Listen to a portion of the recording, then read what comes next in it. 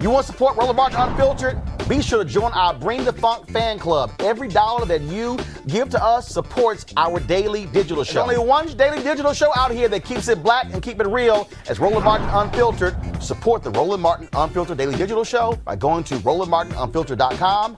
You can make this possible. A 25-year-old black woman in Milwaukee reportedly waited more than 2 hours in the emergency room and then left the hospital to find better care and died. Unfortunately, she didn't find that care, it seems.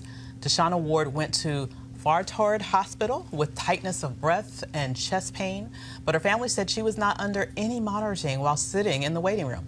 According to the medical report, hospital staff checked Ward's heartbeat and it appeared normal. The chest x-ray, however, showed an enlarged heart. She was already told about her enlarged heart when her baby died during pregnancy, the medical report stated. The family said she asked to stay in the waiting room after the tests. While she waited to be seen by a doctor, Ward posted on Facebook, "I don't know what they can do about the emergency system at Froedtert, but they damn sure need to do something. I've been here since 4:30. Something for shortness of breath and chest pains for them to just say it's 2 to 6 hours wait to see a doctor." Wow. Like, that is really effing ridiculous. Studies show that black patients such as Ward aren't getting the same quality of health care as whites. Absolutely. According to a study by the National Center for Biotechnology Information, black patients wait for an average of 69 minutes in emergency rooms, while white patients wait 53 minutes.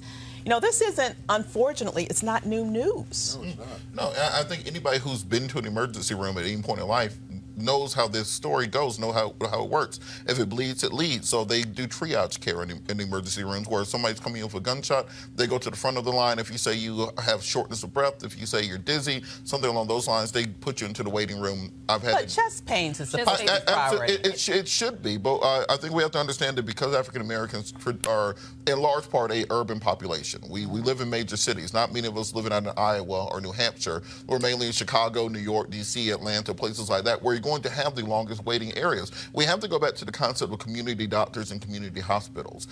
All of our medical care does not have to come from the big mega hospital downtown. There should be smaller regional and neighborhood branches of medical care, independent physicians, family care doctors. We have to put a re-emphasis on that and not overstress the emergency care system, which was, in theory, what Obamacare was supposed to do when it was passed. Right. And it just simply has not happened. This is more evidence of the brokenness of our healthcare system. I agree with Robert's last point. So I had a similar incident right before the holidays. Chest pains, bad. I didn't go to the hospital. I went to a community clinic. I was immediately, there were like 30 people in that room. I was immediately brought back because it's seen as if you have any type of chest issue, you're going first. Right.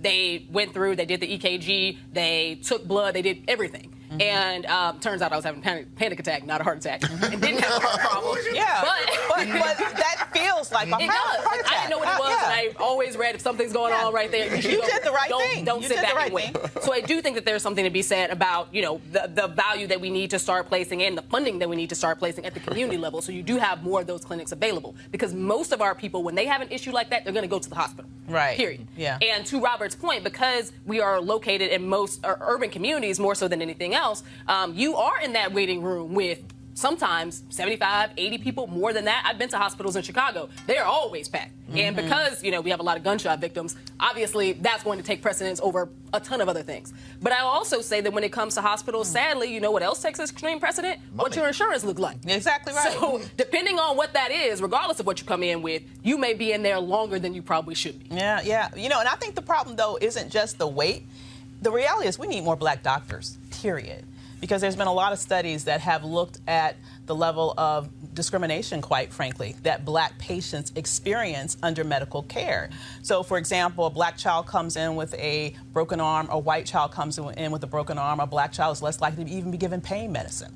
You know, we can exhibit the very same symptoms, but we aren't treated as seriously. If, for example, if she was a white man in there with chest pains, he probably would have been seen quicker. You know, there have been studies that have shown the level of bias even among doctors, even among people who have taken the Hippocratic Oath, that's shown to black patients. You know, to me, we need to think about how can we make sure that we have more doctors that look like us. My question here isn't the time, though. It is that they saw that she had an enlarged heart. At what point do you not treat someone when they come in with that's a serious medical condition? Absolutely. Chest pain. No, I was just going to say chest pains for sure. But I was going to add to it, it doesn't matter the age either. Right. My mother-in-law, 83, was in Washington Hospital Center over the holidays and sat in the emergency room for over 3 hours. Over 3 hours. Oh my God. She was dizzy, with vomiting and that kind of thing, and she wound up being okay, but 3 hours in the waiting room. So for an 83-year-old woman. And we also have to address the fact that many people in our community still do not have health insurance. So often we wait until insurance. So not in that case, but often we wait until it is an emergency situation to get things checked out because we understand that an ambulance ride is going to cost me $4,000 and I ain't got it, so I'm gonna drink some cold water and take a nap. Yeah, exactly. It is a big issue. We need to figure out how to help more people survive in this supposedly the richest country of the world. You want to check out Roland Martin Unfiltered? YouTube.com/Roland S. Martin. And subscribe to our YouTube channel. There's only one daily digital show out here that keeps it black and keep it real. It's Roland Martin Unfiltered. See that name right there? Roland Martin Unfiltered. Like, share, and subscribe to our YouTube channel. That's YouTube.com/Roland S. Martin. And don't forget to turn on your notifications so when we go live, you'll know it.